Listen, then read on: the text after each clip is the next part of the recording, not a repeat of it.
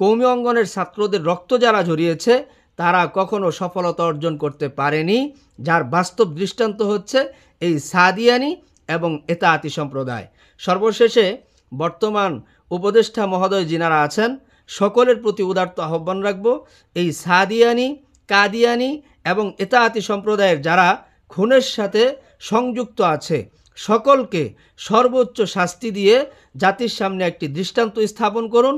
ইসলাম শান্তিময়, যারা ইসলামের মধ্যে বিভাজন সৃষ্টি করে, ফাসাদ সৃষ্টি করে, তাদেরকে অবশ্যই এ ধরনের শাস্তি দিতে হয়। আসসালামু আলাইকুম ওয়া রাহমাতুল্লাহ। আহনাফ টিভির পক্ষ থেকে সকলকে জানাচ্ছি আন্তরিক শুভেচ্ছা ও মোবারকবাদ। প্রিয় দর্শক, গ্রাম বাংলা একটা প্রবাদ আছে, উজাইলে বাইটাইতে হয়। এখন বর্তমানে দেখেন মুয়াজ বিন নূর কট খেয়ে গেছে।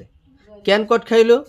এই মুয়াজ বিন নূর যে সে তো বাচ্চা মানুষ ধরতে গেলে, কারণ তার থেকে আরও ঊর্ধ্বতন গুমরা পথভ্রষ্ট কিছু লোক রয়েছে এতাআতি বা সাদিয়ানি সম্প্রদায়ের মধ্যে।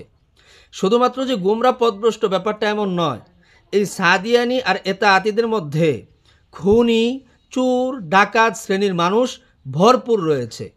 এই কথাগুলো আমি আমার থেকে বলছি না। যখন দাওয়াত তাবলীগ এই দলটি দুভাগে বিভক্ত হলো, তখন আমি যেই মাদ্রাসায় পড়াশোনা করতাম ওই মাদ্রাসার উস্তাদে মোহতারাম মুফতি উমর ফারুক সাহেব দামাত বারাকাতুহুমের বয়ানে একাধিকবার শুনেছি যারা সাদিয়ানি সম্প্রদায়ে প্রবেশ করেছে এদের বায়োডাটা যদি কোনো ব্যক্তি ঘাটাঘাটি করে, এদের ব্যাকগ্রাউন্ডের প্রতি যদি কেউ তাকায়, তাহলে দেখবে কেউ চুরি করে এখানে ঢুকে, কেউ নিশাদ্রব্যের সাথে জড়িত ছিল সে এখানে প্রবেশ করেছে।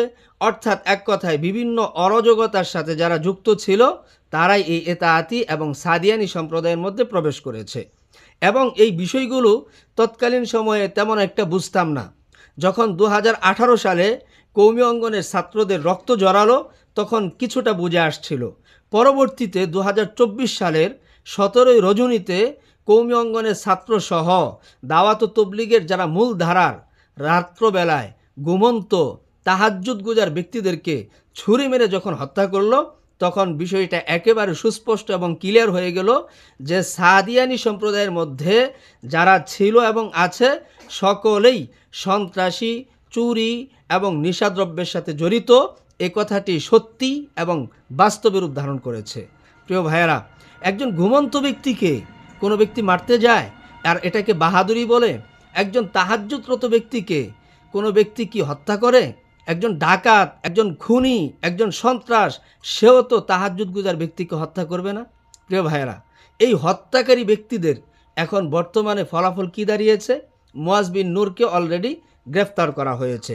এই মুয়াজ বিন নূর এতটা বেয়াদব যা বলার বাহিরে, বলার কোনো ভাষা নেই। আপনারা জানেন যেদিন রাত্রে এই ঘটনা ঘটেছে সেদিন রাত্রেও এই মুয়াজ বিন নূর প্রকাশ্যে একবারে সুস্পষ্টভাবে বক্তব্য দিয়েছে, আমরা বিনা রক্তে বিভিন্ন গেটগুলো দখল করেছি, আমরা টঙ্গীতে সুন্দরভাবে উপস্থিত হতে পেরেছি। সকালবেলায় সাইফুর সাগরের টকশোতে এসে ওমা বিভিন্ন ধরনের কথাবার্তা শুরু করেছে, আমাদের লোক খুন হয়েছে।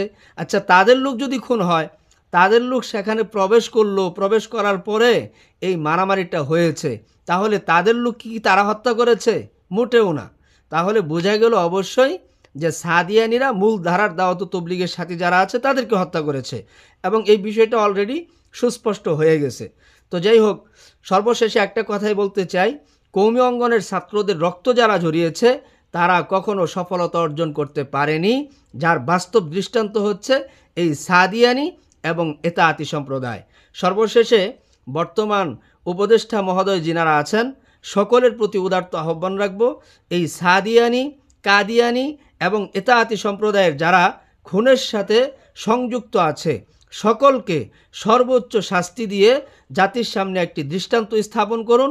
ইসলাম শান্তিময়, যারা ইসলামের মধ্যে বিভাজন সৃষ্টি করে, ফাসাদ সৃষ্টি করে, তাদেরকে অবশ্যই এ ধরনের শাস্তি দিতে হয়। আজকে এ পর্যন্তই। ভালো থাকুন, সুস্থ থাকুন। আসসালামু আলাইকুম ওয়া রাহমাতুল্লাহ।